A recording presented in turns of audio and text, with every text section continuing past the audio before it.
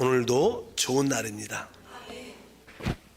그리스도에 대한 말씀을 나누는데 특별히 구약 성경에 그리스도에 대한 어떤 상징, 예표에 대한 많은 그림들이 있는데 그 상징에 대한 실제 의미를 우리가 아는 첫 번째 우리가 빛에 대해서 빛은 바로 우리 그리스도를 하나님을 상징한다. 두 번째 중요한 단어는 뭐죠? 생명나무. 그다음에 세 번째는 우리가 아담에 대한 아담. 그분은 바로 첫사람 아담이 있었지만 그분은 마지막 아담으로서 그분은 사실 아담은 첫째 사람이었지만 우리 그리스도는 둘째 사람이다. 그런 영적인 의미와 실제를 나누었습니다. 어저께 마지막에 특별히 이제 아담과 하와를 가려준 가죽 옷에 대한 그런 가죽 옷에 대해서 그건 되게 중요하죠. 그래서 우리가 한번 읽어보겠습니다. 창세기 3장 21절에 야외 하나님이 아담과 그의 아내를 위하여 가죽 옷을 지어 입히시니라. 그래서 이 창세기 3장에 나오는 이 가죽 옷은 실제로 하나의 상징인데 무엇을? 우리 그리스도를 상징하는 것이다. 이미 이 말씀을 통해서 앞으로 수천 년 후에 하나님의 구속을 이미 그림을 볼 수 있는 거예요. 앞으로 하나님이 이렇게 구속하실 것이구나. 이런 하나의 그림을 볼 수 있습니다. 아담과 하와는 사실 타락했고 그들에겐 구속이 필요했습니다. 그래서 그들은 이 자체 스스로 무화과 나무를 입으로 그들의 부끄러움을 가렸지만 오래 갈 수가 없었죠. 그래서 하나님이 나타나셔서 이제 그들을 구속하시는 그런 말씀, 바로 뱀의 머리를 이제 여자의 후손이 와서 깨뜨릴 것이고, 그리고 그들 앞에서 아마 어린 양을 잡아 피 흘려 희생시키고 그 가죽 옷을 이제 그들에게 입혀주셨다. 이런 이야기를 우리가 여기서 볼 수 있습니다. 그들이 이렇게 가죽 옷을 입혔다는 것은 바로 그리스도의 구속을 통하여 하나님 앞에서 그들이 의롭게 됐다는 뜻을 의미합니다. 왜냐하면 그리스도는 바로 우리의 의가 되시기 때문에 말씀을 드릴 수 있습니다. 실제로 그들이 가죽 옷을 입었다는 뜻은 그들이 이제 그들이 덮여졌다는 의미도 있지만 그들이 가죽 옷과 더불어 이렇게 연합됐다는 뜻을 갖고 있어요. 우리가 옷을 입으면 사실 이렇게 어떻게 보면 이렇게 우리가 또 덮여지면서 우리 옷과 이가 우리가 이렇게 연합되죠. 연합. 그래서 이 가죽 옷을 통하여 우리가 그리스도와 함께 연합되는구나. 사실 우리가 알다시피 구속, 대속의 결과는 무엇이냐? 그분이 왜 우리를 구속하셨는지 결국 우리와 그분과 우리가 어떻게 연합되기 위한 겁니다. 그 의미를 우리가 기억을 해야 됩니다. 그래서 갈라디아서 3장 27절에 이렇게 말씀합니다. 누구든지 그리스도와 합하기 위하여 침례를 받은 자들은 그리스도로 옷 입었느니라. 여기 보니까 누구든지 그리스도와 합하기 위하여, 연합되기 위하여의 뜻이죠. 그리스도와 합하기 위하여 침례를 받은 자는 그리스도로 옷 입었다. 우리는 다 어떻게 됐어요? 그리스도로 옷 입은 자, 즉 그리스도와 연합된 자다. 사실 우리가 주 예수를 믿는 것은 바로 우리가 그리스도 안으로 들어갑니다. 원래 믿는다는 단어 자체가 안으로 나왔다 싶습니다. 안으로. 우리는 뭐 대상을 믿는다고 그리스도를 믿는다라고 쓰지만 원어에는 그리스도 안으로 믿는다는 거. 우리가 그리스도 안으로 들어가는 것이고 침례 역시 그리스도 안으로 우리가 잠겨지는 겁니다. 믿음은 뭐예요? 그리스도 안으로 들어가고 침례는 곧 뭐예요? 그리스도 안으로 잠겨지는 것이다. 그래서 사실 우리가 구원받는 기본적인 단계는 기본적인 두 가지의 방면이 있죠. 그리스도를 어떻게 믿어야 되고 또 하나는 침례를 받아야 돼요. 내적으로는 그리스도를 우리 안으로 영접해야 되고 또 외적으로는 우리가 왜요? 그리스도로 말미암아 침례를 받아야 됩니다. 이 믿음과 침례는 되게 중요합니다. 그래서 하나는 내적인 것이고 하나는 외적인 그런 어떤 표현들인데 바로 이 모든 것이 바로 그분 안으로 들어가는 그리스도의 안으로 믿고 그리스도 안으로 잠겨지면 결국 우리가 그리스도와 함께 연합된다. 우리가 그리스도하고 연합될 때 그리스도의 모든 것이 우리의 체험이 되는 거예요. 사실 그렇지 않다면 그분이 이룬 것이 우리하고 직접적인 상관이 없죠. 그러나 우리가 그리스도 안으로 믿고 그리스도 안으로 침례받아 그리스도 안에 잠겨지고 그리스도와 함께 연합될 때 결국 그리스도의 이루신 모든 것들은 거예요. 우리의 축복과 누림이 된다. 이러한 의미로 말씀을 드릴 수 있습니다. 그래서 참된 신앙은 믿을 뿐만 아니라 침례를 받고 그리스도와 연합의 실제를 체험해야 된다. 그래서 그의 하나의 그림이 바로 가죽옷으로 표현되어 있다. 이렇게 의미를 가지면 되고요. 오늘은 두 번째, 그냥 우리가 잘 아는 방주란 단어가 나오죠. 방주. 노아의 방주. 이 방주도 곧 뭐예요? 우리 그리스도를 상징하고 예표하는 하나의 그림입니다.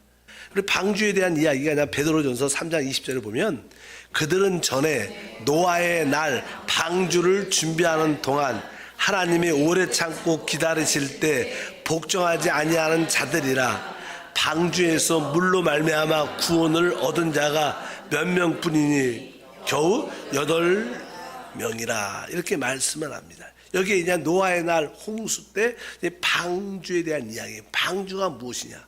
이 방주는 사실 우리 그리스도를 말합니다. 그래서 이 방주는 보면 잣나무로 만들어서 잣나무는 뭐 소나무 계통의 하나 일종의 나무죠. 근데 그것을 아주 고급진 소나무를 뭐 백향목 이렇게 말합니다. 백향목이라는 단어는 이 소나무 계통의 아주 좋은 나무입니다. 내가 옛날에 보니까 지금은 우리 세종교회를 섬기시는 우리 이진근 장로님 사업장이 백향목 이렇게 뭐 백향목과 관련된 그 사업장 이름이 그래요. 그래갖고 이 백향목은 이게 잣나무 계통인데 이게 소나무 계통입니다. 그러니까 이제 소나무의 특징 중에 하나는요, 이 송진. 여러분 보면 소나무 만들면 송진 많이 묻어있잖아요. 근데 그 송진은 이렇게 끈적끈적한 것도 있고 또 뭐에 좋아요? 이게 물에 대해서 되게 강합니다. 물이 침투를 못하죠. 그래서 그냥 그렇게 해갖고 그냥 여러 가지 역청도 만들어갖고 이렇게 그냥 그거를 너무 나무로 배를 만들면 이렇게 물 들어오지 말라고 다 칠하잖아요. 역청을 발라갖고. 근데 송진 계통의 그런 나무입니다. 어쩌든지. 그러니까 방주는 그렇게 만들어지는 것을 알아야 되는데 이 방주는 그리스도를 예표하기 때문에 이제 노아의 모든 가족이 다 이 방주 안으로 들어갈 때 물의 심판으로부터 다 구원을 받게 되는 거예요. 하나님의 심판으로부터 구원받게. 근데 우리의 구원은 뭡니까? 바로 우리의 방주이신 그리스도 안으로 들어가야 된다는 거예요. 우리의 상태가 아니라 뭐 전에 한번 그런 얘기를 한번 들었더니 누가 웃으시면서 그런 말씀하시더라고요. 사실 뭐 노아의 방주 안에 그 사람들이 들어갔을지라도 우리 구약에서 본 당연하게 이스라엘 백성들이 이제 어린 양의 피를 잡고 그 문제방간 인설병에 피를 이렇게 문설주에 피를 바르면 뭐 그들 안에서는 뭐 부부가 싸울 수도 있고 그렇잖아요. 근데 우리 주님이 우리를 볼 때는 그런 상태를 보는 게 아니라 그 피를 보는 거예요. 그리고 그 유월절 넘어가시는 거예요. 우리들도 그들의 뭐 상태도 중요하겠지만 바로 우리가 그리스도 안에 들어왔다는 사실. 우리가 주 예수를 믿음으로 그리스도 안에 들어와 있고 침례를 받음으로 그리스도 안에 잠겨져 있는 축복이 곧 우리의 방주가 되는 줄 믿습니다. 창세기 6장 14절에 특별히 너는 고페루 나무로 너를 위하여 방주를 만들 때 그 칸에 칸들을 막고 역청을 그 안팎으로 칠하라. 뭐 고페루 나무가 잣나무 계통 이런 말인데 일단은 이 역청을 그 안팎에 발라. 역청이라는 단어가 원래는 시브리 말로 찾으면 이렇게 덮개, 이렇게 덮는다 이런 뜻을 갖고 있대요. 그러니까 우리가 알다시피 덮개 하면 우리가 하나님의 언약궤 이 덮개를 속죄소라 그래요. 뚜껑을 언약궤에 있으면 뚜껑 있잖아요. 거기다 피를 뿌리잖아요. 그러니까 이런 뜻 이것이 뭐예요? 대속의 의미를 갖고 있는 거예요. 역청이라는 그 자체가 바로 덮어준다. 우리의 모든 허물과 죄를 다 덮어주는. 그래서 그냥 모든 사실 이렇게 이 심판이 이제 우리 가운데 다가오 죽음에 대한 심판이 다가올 때 그 역청으로 발라진 그것이 다 물의 심판을 막아준다는 거예요. 우리를 덮어준다는 거예요. 그러니까 우리에게 바로 우리의 역청이신 그리스도가 우리를 이렇게 발라주고 덮어줘서 우리는 전혀 물의 심판과 상관이 없는 그리스도 안에 방주 안에 있는 우리의 축복이 함께할 줄 믿습니다. 뭐 7장 13절에 창세기 보면 곧 그날에 노아와 그의 아들 셈, 함, 야벳과 노아의 아내와 세 며느리가 다 방주로 들어갔고, 그러니까 그들의 모든 가족은 그 방주 안으로 들어갔을 때 어떻게 심판으로부터 그들이 구원을 받는 것입니다. 그래서 우리가 이 방주 안에 들어왔다고 해서 우리가 그리스도 안으로 들어왔다는 하나의 예표인 것을 분명히 알아야 됩니다. 근데 보통 우리가 노아의 8가족만 그 안에 들어간 게 아니라 뭐예요? 모든 생명체, 나름대로 이렇게 짐승들도 같이 다 들어갔어요. 그러니까 하나님의 이 대속의 구원은 이 사람만을 위한 게 아니라 이 모든 피조물을 회복시키는 거예요. 그런 뜻도 갖고 있습니다. 하나님의 그 구속이 사람뿐만 아니라 하나님이 창조한 모든 피조물도 다 하나님과의 화목되는 그런 관계를 갖고 있다. 이런 뜻을 우리가 이해할 필요가 있습니다. 그래서 골로새서 1장 20절에 그런 표현을 하죠. 그의 십자가의 피로 화평을 이루사 만물 곧 땅에 있는 것들이나 하늘에 있는 것들이나 그로 말미암아 자기와 화목되기를 기뻐하심이라. 여기 보니까 만물이라 그러죠. 그 피로 화평을 이루는 것은 꼭 사람만 하는 게 아니라 모든 하나님이 아름답게 창조한 피조물 전체를 하나님과의 관계가 회복되게 그런, 아마 하나님이 더 깊은 뜻이 있다, 이런 뜻은 모든 만물도 하나님과 화목됐구나. 우리는 당연하게 화목되는 줄 믿습니다. 그 다음에 이제 더 또 중요한 어떤 상징은 이제는 창세기에 보면 멜기세덱이란 영원한 대제사장에 대한 이야기가 납니다. 멜기세덱. 뜬금없이 그냥 그런 이야기가 나오는데, 여기 한번 창세기 14장 18절에 보면 살렘 왕 멜기세덱이 떡과 포도주를 가지고 나왔으니 그는 지극히 높으신 하나님의 제사장이었더라. 그는 지극히 높으신 하나님의 제사장. 사실 하나님의 참된 제사장은, 대제사장은 예수 그리스도십니다. 그러니까 이 멜기세덱은 누굴 예표냐면 예수 그리스도를 예표합니다. 근데 이 멜기세덱이 어떠한 제사장이었냐, 여기 보니까 그냥 살렘 왕 멜기세덱이 이렇게 말씀합니다. 근데 뭘 갖고 왔어요? 떡과 포도주를 가지고 나왔다. 아브라함이 이제 전쟁을 하죠. 롯이 사로잡혀서 그를 구출해야 돼갖고 전쟁을 통하여 롯을 구출하고 전리품을 가지고 돌아오는 가운데 뭐 전쟁에서 지치고 힘들죠. 그런 가운데 이제 멜기세덱이 나타나서 떡과 포도주를 아브라함에게 주는 그런 사건이 여기 기록되어 있어요. 근데 이 멜기세덱은 원래 멜기세덱이라는 뜻 자체가 의의 왕이라는 뜻이에요. 의의 왕. 그 다음에 살렘이라는 뜻은 우리가 뭐 샬롬 맞잖아요. 예루살렘. 살롬이라는 뜻은 평강이라는 뜻입니다. 그러니까 이분은 멜기세덱으로서 뭐요? 의의 왕이요? 뭐요? 평강의 왕이라. 그래서 이분은 뭐요? 바로 그분의 십자가의 피로 바로 하나님의 의를 만족시켰습니다. 그래서 보통 우리가 대제사장 이렇게 하면 이스라엘 백성의 대제사장들은 뭘 했어요? 바로 하나님과 백성들의 관계를 회복하는, 그 피로 말미암아 하나님과 관계를 회복하는 바로 죄의 문제를 해결하는, 보통 이런 의식을 많이 해요. 제사장 하면 우리의 죄와 허물의 문제를 해결해 주시는 분, 이런 생각을 많이 갖는데 맞습니다. 기본적인 전제는 그거지만 우리는 그것만 알고 있어서 안 된다. 근데 이 멜기세덱의 대제사장은 뭘 가지고 온 거예요? 떡과 포도주를 가지고 왔어요. 그러니까 우리 그리스도는 대제사장으로서 당연하게 기본적으로 바로 우리의 죄를 위하여 바로 우리의 죄사함을 주시는 그러한 그 대제사장이실 뿐만 아니라 그분은 우리가 죄사함만 받을 뿐만 아니라 우리에게 뭐가 필요해요? 우리에게 공급이 필요합니다. 힘을 얻어야 되잖아요. 그래서 나는 이게 아브라함이 지칠 때, 뭐 아브라함에게 나타났을 때 멜기세덱이 죄를 용서해 주러 나타난 게 아니에요. 왜 나타난 거예요? 바로 그에게 힘을 얻고, 그래서 떡과 포도주를 공급해 주러 온 거예요. 그러니까 우리 그리스도는 우리의 죄를 사함뿐만 아니라 우리에게 하나님의 생명, 하나님 자신을 주시기 위해서 오신 거예요. 그러니까 우리의 대제사장 멜기세덱은 죄의 문제를 해결할 뿐만 아니라 또 뭐예요? 하나님 자신을 공급해 주시는 분. 우리가 그리스도를 통해서 우리는 뭐예요? 하나님을 공급받죠. 그분의 생명을 공급받아서 우리가 뭐요? 그 에너지로 주님을 섬기는 줄 믿습니다. 그런 의미로서 우리가 하나님의 의를 만족시키신 나는 멜기세덱, 그 결과 우리에게 살렘 평강을 가져다 준다는 거예요. 우리 주님은 우리 죄의 문제를 해결하는 제사장일 뿐만 아니라 우리에게 하나님을 공급하시는 멜기세덱이다. 이런 뜻으로 여기에 있는 멜기세덱, 그분은 바로 죽음과 부활을 통하여 하나님을 우리에게 공급해 주시는, 하나님 자신을 주시는 분.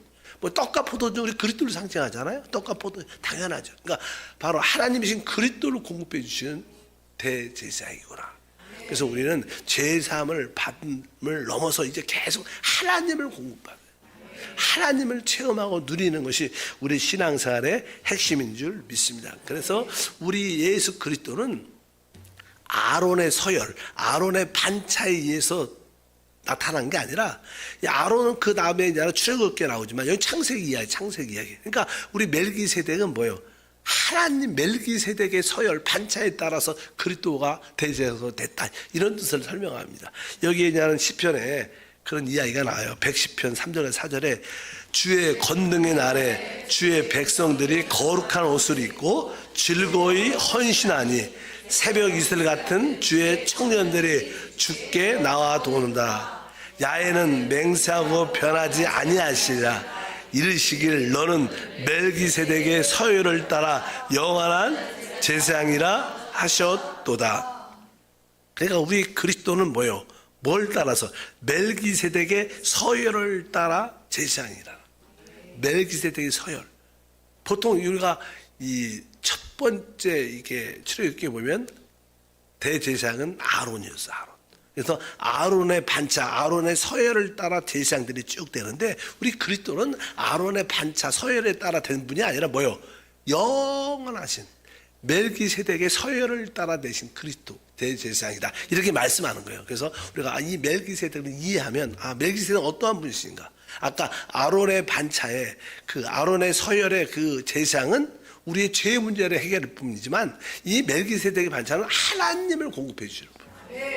이런 의미로서 멜기세덱이 되게 중요한 테마를 알고, 우리 그리스도가 멜기세덱의 서열을 따랐다는, 그분은 우리에게 하나님을 공급하고 떡과 포도주를 공급하시는 그 놀라운 분이시다. 이것을 분명히 아시길 바랍니다. 그래서 우리 그리스도는 아까 의의 왕, 멜기세덱 다른 뜻의 의의 왕으로서 우리의 의의 문제를 주시고, 그 결과 우리에게 살렘 평강을 갖다 주시고, 그뿐만 아니라 우리에게 뭘 줘요? 바로 하나님, 떡과 포도주이신 하나님이신 그리스도를 공급해 주시는 분이시다. 그래서 우리가 이분을 마음껏 누리는 믿음의 삶이 돼야 될 줄 믿습니다. 이러한 분은 뭐예요? 영원하신 분이시죠. 영원한 제사장이라. 아까 영원한 제사장. 그래서 그분은 족보도 없다. 그분에 대해서 그리스도가 우리의 영원한 대제사장으로서 그분을 설명할 때 이렇게 말하죠. 히브리서 7장 3절에 아버지도 없고 어머니도 없고 족보도 없고 시작한 날도 없고 생명의 끝도 없어 하나님의 아들과 닮아서 항상 제사장으로 있느니라. 이 멜기세덱을 설명할 때 멜기세덱의 근원이 이런 분이라는 거예요. 하나님이라는 뜻이죠. 하나님의 아들.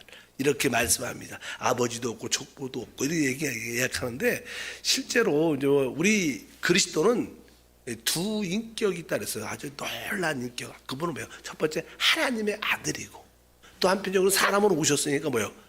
사람의 아들입니다. 그러니까 그분의 그 하나의 인격, 하나님의 아들일 때는 그분에게는 뭐예요? 족보도 없는 거예요. 그러니까 요한복음에 그분은 하나님의 아들로 설명하니까 태초에 말씀에 계시다. 족보를 설명 안 해요. 왜? 요한복음은 하나님의 아들이신 그리스도를 설명하는 거예요. 근데 우리 복음서는 우리가 알다시피 사람 오신 그리스도를 설명하니까 거기에 뭐예요? 다 족보가 있어. 족보가 아브라함 누굴 낳고 족보가 있어. 족보. 근데 하나님의 아들에게는 족보가 없기 때문에 여기에 있냐는 멜기세덱 관점에서는 아버지도 없고 어머니도 없고 족보도 없고 시작한 날도 없고, 그분은 영원한 분이시다. 그러나 그분이 사람의 아들일 때는 뭐예요? 사람의 아들 되는 뭐가 족보가 있어야 돼요. 그런 의미로서의 설명. 그러니까 우리 멜기세덱은 바로 이러한 놀라운 비밀스러운 분.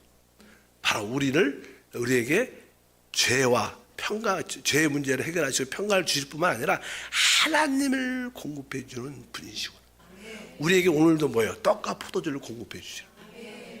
우리가 신앙이 처음에는 맨날 나는 세상에 있고 육신에 있으니까 죄를 해결하기에 바쁘죠.